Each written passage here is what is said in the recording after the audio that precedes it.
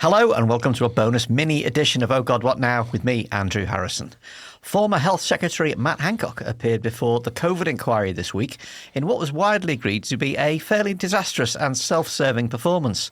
One of the key figures in the debacle has so far killed 230,000 people in this country. Hancock had already been accused of nuclear levels of self-confidence during the crisis. He reinforced that impression this week by telling the committee that he did everything right and on time, and that everything that went wrong was somebody else's fault, usually that of Dominic Cummings. Andreou has been summing up the inquiry for Best of Britain and for The Bunker. There'll be a new special edition of The Bunker out soon. But we thought that Hancock's testimony deserved an edition all of its own. So Alex joins me now. Hi, Alex. Hi, Andrew. So you've been on COVID watch for weeks now. Hancock is the biggest name so far in this second phase, which is all about key decision makers and leadership. Boris Johnson's on next week. What is your overall take on Hancock's performance on his 2 days this week? So he was the precise opposite of what a minister giving evidence to this sort of inquiry should be, which is open, collaborative, humble about mistakes made. Because the whole point of this inquiry is to do things better in the future. In his defense, and that is the last time you hear those words pass my lips today, he was set up to fail in exactly that way. Because of the way the inquiry is structured, basically, experts, civil servants get to go first, then come the politicians, the decision makers. And because there had been such a consensus of the view that he's basically an incompetent liar in the weeks that went by, his appearance was always going to be a very defensive, they're trying to pin all of this on me and it wasn't all my fault. Yes. One. Which is probably true, Yes. right? It wasn't all his fault. It wasn't all his fault. But quite a lot of it was his fault. Yes. I mean, he did look to me like a kind of squirming middle manager who was kind of very clearly out of his depth, trying to claim he was on top of things and just trying to sweat his way through it. Which was precisely the description he earned from his colleagues in their testimony of what he was like at the time. Yeah. A middle manager out of his depth, trying to pretend he had answers, which actually, when you need answers, and quickly, can be an absolute fucking disaster to have someone saying, oh, yeah, there is a plan. And then when it's like, it's like being lost in the woods with someone that pretends they have a compass and can make a fire. And then evening comes and you go on then, Matt. And he goes, no, what I meant was I've seen a YouTube video once of how to make a fire, but I will need some flint. And some matches and some wood. So let's get into the evidence. In his evidence, Dominic Cummings said Hancock had lied his way through the pandemic and killed people. Hugo Keith, the lead counsel, reiterated that not only Cummings but also Sir Patrick Vallance and Helen McNamara had all said he'd lied, got overexcited and just said stuff, made unevidenced claims. Hancock himself insisted there was no evidence of this, but there was a toxic culture looking for people to blame. I drove the system hard, is what he said. I mean, at that core question, Hugo Keith, I believe, actually said it's not possible to determine whether he's a liar or not. On the balance of what you've seen, was he a liar? Yes. And he was kind of doing it even at the inquiry, like visibly. He was doing the same bullshitting that he had been accused of. And that's actually the basic problem with his narrative, is that he was the wise one that could see it all coming and try to wake everyone up to the disaster that was coming, but no one else saw it. And that's why they're now pointing the finger of blame at him. But the point is that narrative is not credible when he's then asked something about the SAGE meetings, and it turns out he wasn't reading the SAGE meetings at the time, and the nerve tag minutes, and actually he wasn't reading those either. And he was asked about this memo and that memo that were addressed to him, and he kept saying, I don't think I saw that. So you can't be the really sharp guy that's got his finger on the pulse of the detail of your brief, warning everyone else, and then go, oh, I'm clueless. And also the guy who wants ultimate responsibility for who lives or dies if the NHS should fall over was one of the things that emerged earlier in the inquiry. Yeah. But I'm paraphrasing here, but he wanted, I want to be the one who gives the thumbs up and the thumbs down. Yeah, I mean, his defense is that he was just spitballing, as it were. He was just challenging the consensus at that point. And it was, the thing is, I think there is something to his central, basically, story, which is that everyone was so fatalistic and negative that there was a risk we would just go catatonic and go, oh, geez, everyone will die, and do nothing about it. And so he felt he needed to be the sort of Mr. Motivator that got everyone G'd up, and that involved a little bit of maybe overexcitedness and optimism. And I get that. If you put me or if you put you in a situation where you're in a meeting with 9 people, all of whom are like, oh, God, this is awful, you will naturally assume the role of the person that's saying, come on, guys, we can beat this. There is some truth to that. But the problem is when then, at the moment you went under the surface of that detail, so he was asked, he sent a message saying, we have a plan. It's regularly refreshed and reviewed and it's ready to go. We have a pandemic plan. And he was asked in the inquiry, what did you base that view on? And his answer was that the International Health Index and the World Health Organization had the UK at number 2 in the world for pandemic preparedness. So he hadn't made any inquiries in his department. Yeah. This is not a fact that he had verified. He had just looked at a think tank that said, the UK is really good at this sort of thing, and transmitted that information, adding to it, embellishing it by saying, we regularly review and refresh it, when he had no personal knowledge of this happening. So he basically just went on Trustpilot and went, basically. That's basically. So he gave them the Yelp review of our pandemic plan as if it were somehow the canon. Great country would catch COVID there again. My favourite part of it was that Cummings actually tweeted during Hancock's evidence to say that he was lying about putting a Shield programme in for care homes. Yeah. Cummings claims that the paper trail shows not only that there was one, but the Cabinet Office was blocking it, and Cummings was the one who overruled them. Now, at this point, we're into he said, she said. What I want to ask you is, we're going to get further into Hancock's evidence now, but has anything substantive and new come out of what he said? Yes, I mean, if you consider witness testimony as evidence, then yes, he has said things that are contrary to this. If you're talking about anything that is backed up by contemporaneous evidence, there's very little. Like he claims he called Boris Johnson on the 13th of March 2020 and said, we need a full lockdown now. But there is no log of that call, no note of that call. No one else remembers that call. He sends an email to Johnson that same evening and doesn't mention that call. And none of the evidence further on, like the minutes of the meeting the next day, refer to anything like that happening. So he's part of that, what's become a bit of an idiotic bidding war to say, I said first we should have a full lockdown, which other people have actually engaged in. By the way. Well, he claimed in his evidence this week that he now says the first lockdown should have started on the 2nd of March. Yes, 3 weeks. Gove has admitted this too. Is this the closest we're going to get to the government, or what was then the government admitting that they actually did get it wrong?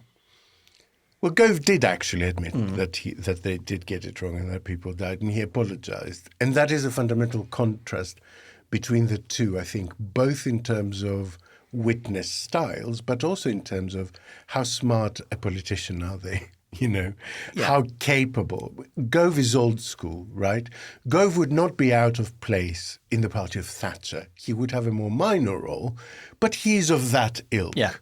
Matt Hancock is an over-promoted toady that should never have been near any kind of lever of any kind of power, and that much is obvious. So like a casting director used to say to actors during rehearsal, one of the cruelest things I've ever heard, she would go up to them and say, "Darling, it's my fault. I should never have cast you for this. It's too difficult." And that is the fundamental problem here, that someone of his limited ability should never have been in that position. And that, I think, is the theme that does not go away whichever one you believe, right? Because if you believe the Cummings side, as it were, that he was an idiot and incompetent and a liar, and they barred him from talking directly to the Prime Minister and all of that stuff, then the question becomes, why was he still in position a year and a half later when basically he quit because he was caught having an affair, nothing to do with his brief, right? He managed to sack himself. Yes. So if you knew this dangerous idiot was heading the health department, why was he still in position through that entire crisis? And then it becomes actually their fault, not his fault. Yes, you don't put Smithers in charge of the Springfield nuclear power plant, do you? Yeah. So one of the more astounding revelations, and a lot of them, or claims rather, is that the Health Secretary, Matt Hancock, didn't know about the then Chancellor Rishi Sunak's Eat Out to Help Out plan. Let's hear a clip about that. I didn't know about the Eat Out to Help Out scheme until the cabinet meeting on the morning of its announcement, and it was one of a package of loosenings. We were doing a number of things to bring back a bit of freedom over the summer.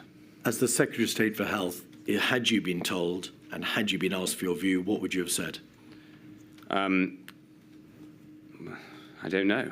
So, Alex, what does this tell us about what we used to call in the misty distant past joined-up government? Some really bad things. And I, as in the wrap-up we did of the previous stuff with Christina Pargel, I think this Eat Out to Help Out stuff will become the lightning rod for the biggest things going forward politically, as it were, because that was Rishi Sunak's baby, and he's now Prime Minister, and he's giving evidence at some point in the next couple of weeks. And so I think that will become a big, big thing. So, I mean, it's extraordinary that the Health Secretary does not know about a scheme that ordinary logic tells you has a good chance of increasing transmission, right? He found out about it the same day we found out about it. I find that both credible and incredible, right? What I mean is you can completely believe that that was going on in Johnson's fiasco clown car over government, and it's also something that should never have happened. The further thing you have, so there is an exchange between Matt Hancock and Simon Case, who is the head of the civil service, the top civil servant at number 10 Downing Street, in which Matt Hancock on the 24th of August says to him, "Just want to let you know directly that we have had lots of feedback that Eat Out to Help Out is causing problems in our intervention areas. I've kept it out of the news, but it's serious." Simon Case responds, "Have you told Rishi? I don't think he can afford to extend it anyway." And Matt Hancock comes back with, "Yes, we've told Treasury. We've been protecting them in the comms, and thankfully it hasn't bubbled up." So even when he knew about the scheme and he knew there were problems, and the council challenged him about this, and his response was that I'm a team player.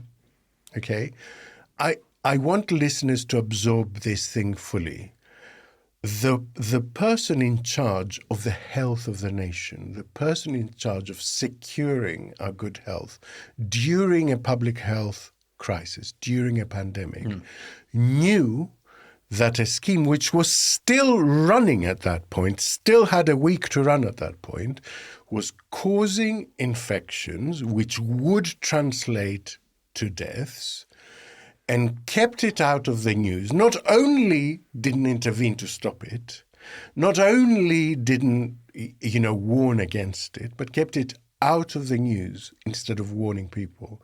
So the government was actively encouraging us to crowd into pubs and restaurants, knowing that this was going to be a health problem. And you take that and juxtapose it with their rhetoric now about how they're going to treat people with disability as people who are basically work shy. Mm-hmm. And the fact that they caused a lot of this long COVID disability because a big rump of the people who have dropped out of the employment labour market at the moment are because of long COVID. And I think it becomes almost, we're sort of in the corporate manslaughter general area at this point. Yeah.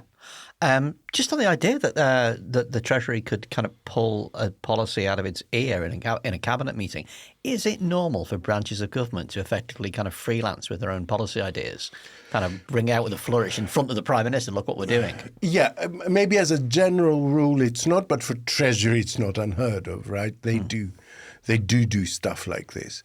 But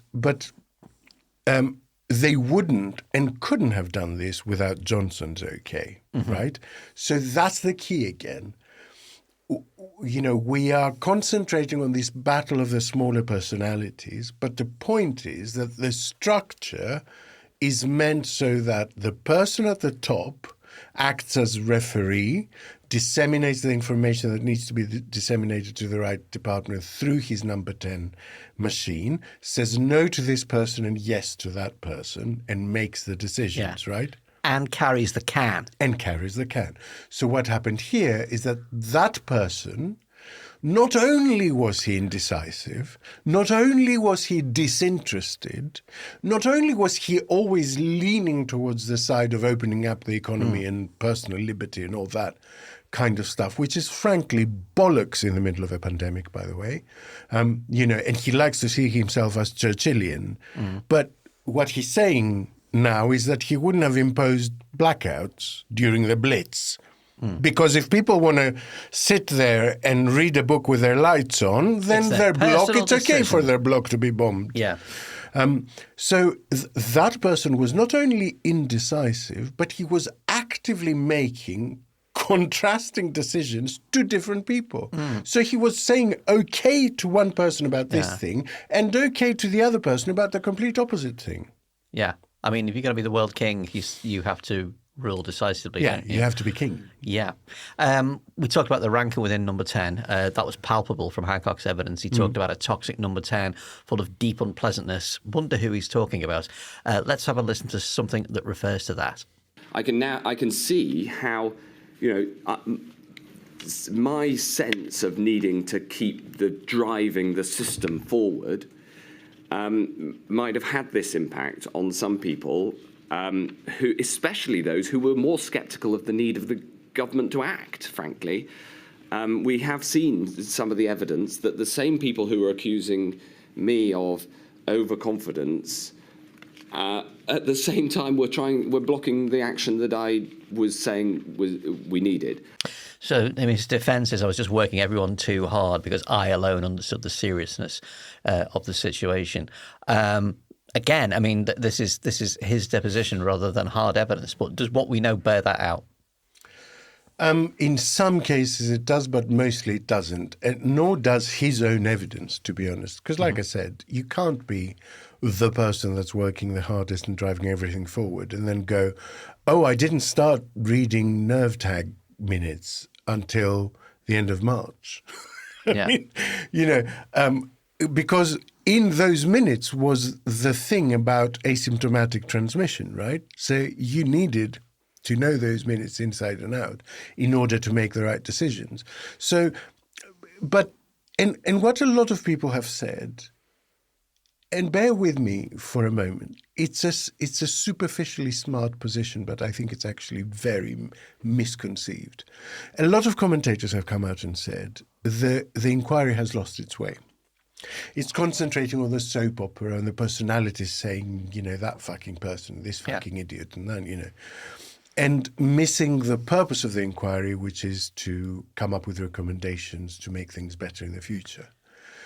But I would push quite robustly against that because the theme that's emerged very, very clearly is that idiotic, poorly skilled, dysfunctional, big egos ended up in positions of power, and their interplay fucked the country, right? That's the theme.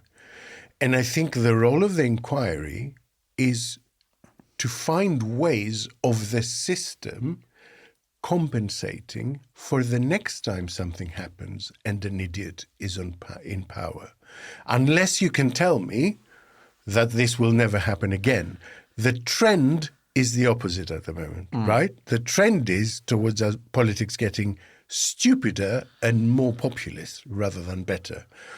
So that is the role of the inquiry, to understand the depth of the idiocy and dysfunction in government, come up with ways that the system can wrap around an individual like Matt Hancock and go, they're their minister, have some hot chocolate in this room and let us do our job. Well, the commentators that you talk about are all in a particular kind of newspaper, and it does seem to be that the reason they are saying the inquiry has lost its way is because the inquiry is leading towards Boris Johnson, the man who set the tone, the man who claimed he made decisions but didn't. When Hancock says those who are more sceptical of the need for government to act, blah, blah, the same people who accuse me of overconfidence were the same trying to block the action I was taking. I mean, who's being subtweeted there? I mean, exactly. So their thesis would be this is irrelevant because it's dealing with the past rather than looking forward, because Boris Johnson was Boris Johnson and someone new will be in power when the next problem happens. But actually, not only is it possible that it will be someone like Boris Johnson, or worse, like Suella Braverman, let's say, but it's entirely possible it will be Boris Johnson again, since he seems to not have given up on the idea of making a comeback, right? So it's highly relevant to find a way of the system coping to take this out of the personal sphere with the Boris Johnsons of the world, with the Matt Hancocks of the world, with the Dominic Cummingses of the world, right? Yeah. That's the point. As you mentioned earlier, Michael Gove appeared in this round of evidence, and he did apologise to the victims of the pandemic, saying that the UK was too slow to enter lockdown. I think he was one of the first former cabinet members to say too slow, wasn't he? He's the first to kind of break that omerta. Absolutely. Let's hear him. And I want to take this opportunity, if I may, my lady, to apologise to the victims who endured so much pain, the families who endured so much loss as a result of the mistakes that were made by government in response to the pandemic. And as a minister responsible for the Cabinet Office and who was also close to many of the decisions that were made, I must take my share of responsibility for that. Gove is an extremely skillful politician, but it doesn't mean that everything he says is insincere. Do you think that was a sincere apology? No. It was smart. It was the smart thing to do. But if that were a sincere apology, then the rest of his evidence on that day would not have been like trying to wrestle a Neil in a vat of KY jelly, right? He would have been quite honest and forthcoming with his answers for the rest of the day if he was genuinely contrite and wanting to make things better for the future. So I think the rest of his evidence belies his position at the start.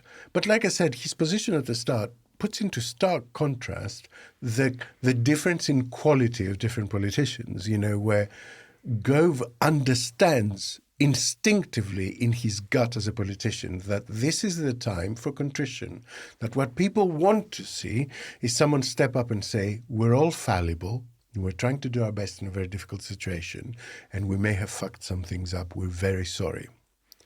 On the flip side, you get Matt Hancock, who seems to think that he is the sort of the protagonist of his own heroic novel in which dark forces were working against him to stop him from doing what? I mean, who was stopping him from reading the fucking minutes of the main scientific committees that were providing him with information? No one. Well, he does He was talk- busy cupping buttocks. Yeah, and he does talk about his big regret being not pushing back on asymptomatic transmission. Public Health England was adamant, he said, in January 2020 that people without symptoms couldn't pass the virus on, and he felt like a broken record when he objected to them. But it's reasonable to say, well, you are the health secretary. You can say, I mean, okay, you run the risk of running against the science, but you are capable of overruling something like that.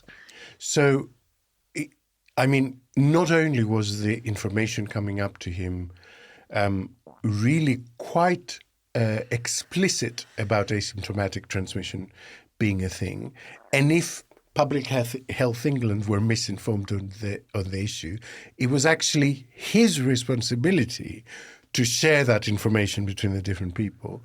But also, the thing that rarely gets pointed out, 4th of February 2020, Diamond Princess, the cruise ship off the coast of Japan, proved conclusively there was asymptomatic transmission because it was the first time they tested everyone, whether they had symptoms or not, and found that there are people without symptoms that were infected and shedding virus. So this notion that this was contested science by the end of February, beginning of March, is just absolute blithering nonsense, to be honest.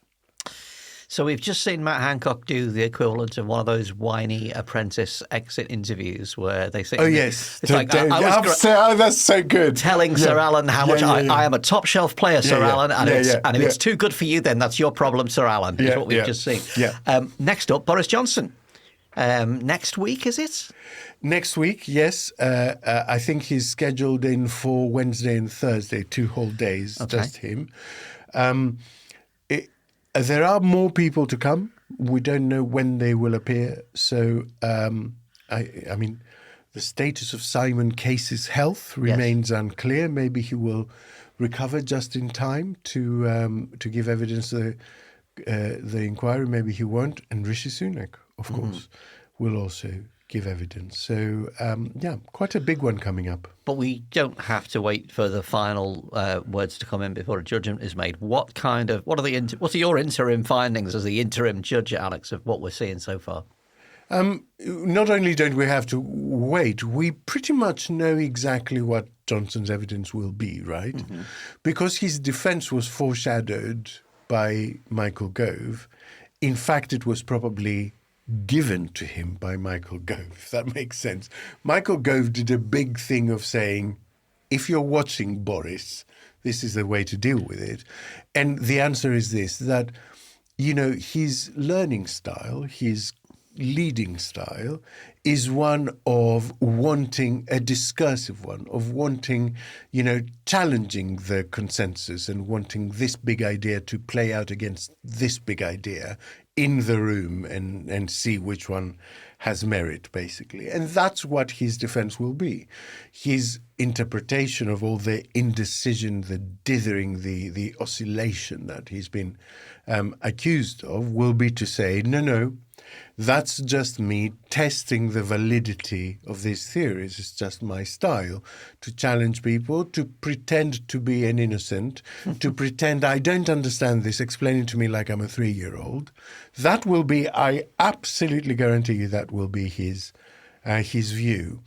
How he will respond to the second wave, where those ideas were not contested, they were established, where there were warnings that, transmission was rising through it had to help out. And while he dithered and refused to lock down before the holidays, that I think will be a much, much more difficult one to cope with. Alex Andreou, thanks for joining me in the middle of the long slog that is the COVID inquiry. It's absolutely my pleasure. I find this stuff fascinating and I hope people listening do too.